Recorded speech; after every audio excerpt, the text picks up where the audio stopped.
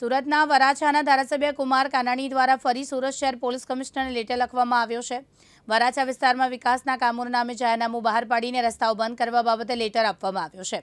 લેટરમાં લખવામાં આવ્યું છે કે હાલમાં છેલ્લા 2 વર્ષથી વરાછા રોડ પર મેટ્રોની કામગીરી ચાલુ હોવાના લીધે સુરત રેલવે સ્ટેશનથી બરોડા પ્રિસ્ટેજ સુધીનો લંબે હનુમાન રોડ બંધ છે।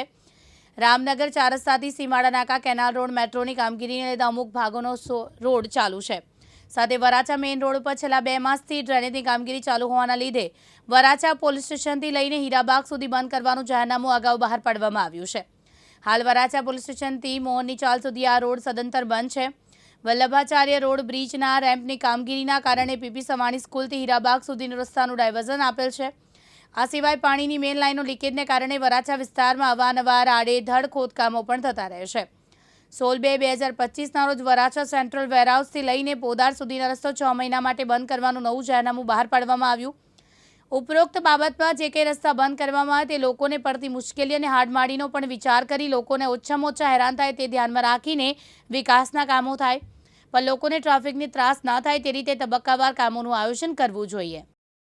સુરતમાં છેલ્લા 2 વર્ષથી મેટ્રોનું કામ ચાલી રહ્યું છે, ત્યારે ઠેર ઠેર ખોદકામ કરવામાં આવી રહ્યું છે। ત્યારે સુરતના વરાછા વિસ્તારમાં પણ 2 વર્ષથી મેટ્રોનું કામ તો ચાલી જ રહ્યું છે, ત્યાંને ગટર ને ડ્રેનેજનું કામ પણ ચાલી રહ્યું છે। આ છેલ્લા 2 મહિનાથી આ વરાછા વિસ્તારમાં જે વરાછા પોલીસ સ્ટેશન છે ત્યાંથી હીરાબાગ સુધીનો રસ્તો જે ડ્રેનેજની લાઇનનું કામ ચાલુ છે, ત્યારે અહીંયા ટ્રાફિકની સમસ્યા સર્જાઈ રહી છે। ત્યારે સુરતના ધારાસભ્ય વરાછા વિસ્તારના ધારાસભ્ય કુમારભાઈ કાનાણી દ્વારા સુરત પોલીસ કમિશનર અને સુરત મહાનગરપાલિકાને કમિશનરને પત્ર લખવામાં આવ્યો છે। તેવું કહેવામાં આવ્યું છે કે કોઈ આગોતરા પ્લાનિંગ વગર જે રીતના આ રોડમાં તમે ખોદકામ કરી રહ્યા છો અને જે કામ પૂરતું નથી થયું, ટ્રાફિકની સમસ્યાઓ જે સર્જાઈ રહી છે તેના પર ધ્યાન આપવામાં કહ્યું અને ગમે ત્યારે રાતોરાત રસ્તો પણ બંધ કરી દેવામાં આવે છે। ત્યારે આ ટ્રાફિક સર્જાય છે, ત્યારે એમરજન્સી વાહનો પણ નથી જઈ શકતા। ત્યારે આપણે જોઈ શકીએ છીએ કે આ છેલ્લા 2 મહિનાની અંદર 2 થી 3 વાર આ રોડ ખોદવામાં એક જ સ્થળ પર આવ્યો છે,